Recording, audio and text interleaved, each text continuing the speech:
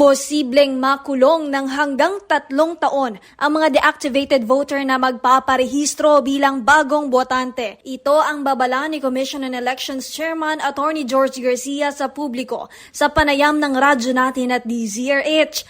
Ayon kay Garcia, maituturing na deactivated ang isang botante kung hindi ito nakaboto noong 2022 elections at 2023 barangay at sangguniang kabataan elections. Paalala ni COMELEC Chairman, kapag deactivated na ang inyong registration ay huwag magparehistro ng bago dahil reactivation lang ang kailangan. Kung sakaling magkamali ang isang botante, ay posibleng maharap ito sa kasong kriminal at makasuhan ng double o multiple registration.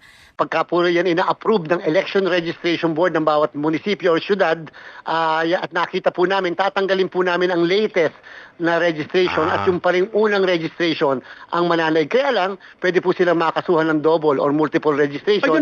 Kasong kriminal po yon na may 1 hanggang 3 taon na pagkakakulong. Batay sa datos ng COMELEC, may 4.7 milyong deactivated na botante ang maaaring magpa-reactivate hanggang Setyembre at 30. Samantala, umabot na sa 3.3 milyon ang bilang ng mga botante na nagparehistro bilang first-time voters.